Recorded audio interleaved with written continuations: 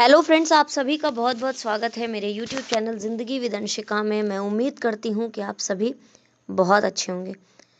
मैंने कहीं पर पढ़ा था स्वबुद्धि और आत्मबल के बारे में, तो मेरा मन किया कि मैं उसको अपनी यूट्यूब फैमिली के साथ, आप सभी के साथ शेयर करूँ।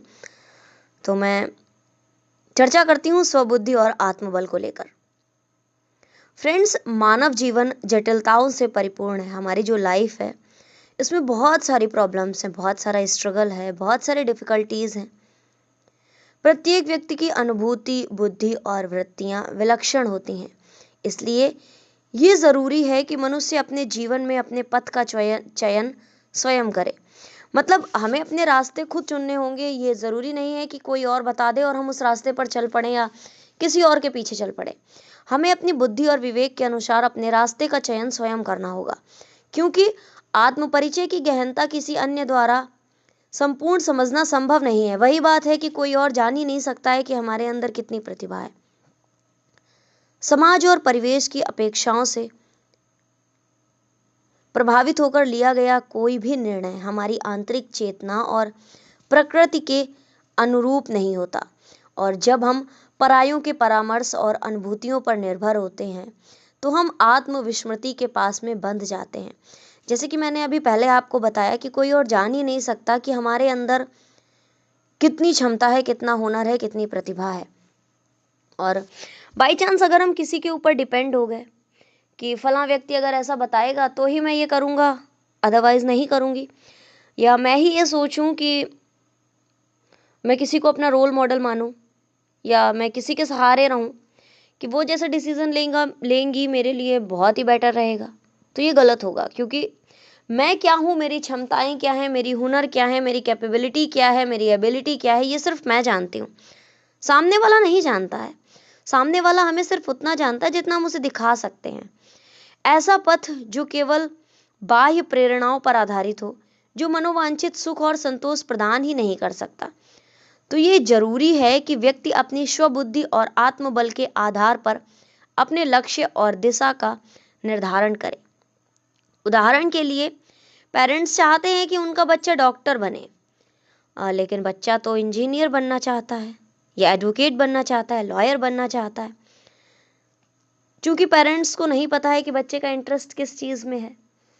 तो अगर किसी भी प्रेशर में वो डॉक्टर बन भी गया, तो फिर वो अपने मन में कभी भी सेटिस्फाई नहीं हो पाएगा, और ना ही अपने डॉक्टर्स के प्रोफेशन को वो अपना 100% दे पाएगा।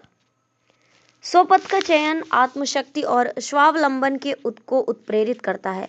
जब हम स्वयं अपने निर्णयों का भार वहन करते हैं, तो हमारा आत्मबल और धैर्य विकसित होता है। इस प्रक्रिया में त्रुटियां होना भी स्वाभाविक है, परंतु उन्हीं गलतियों से हमें अपने जीवन की वास्तविक शिक्षाएं प्राप्त होती हैं।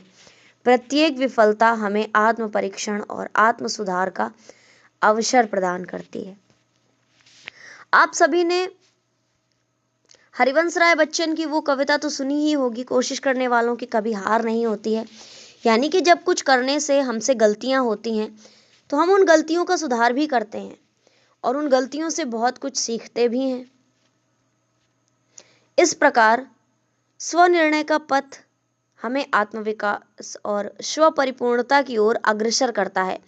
किसी भी पथ का चयन करते समय अपने अंतर्मन की वाणी और विवेक की शक्ति पर विश्वास रखना चाहिए।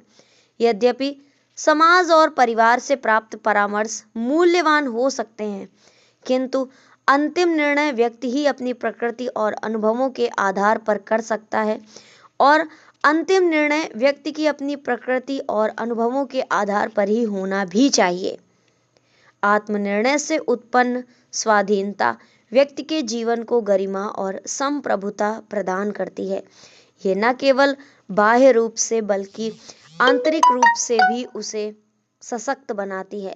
स्वयं के निर्णयों से अर्जित सफलता या असफलता जीवन को अर्थपूर्ण बनाती है। यही कारण है कि व्यक्ति को अपने विषय में आपसे श्रेष्ठ और कोई जान ही नहीं सकता।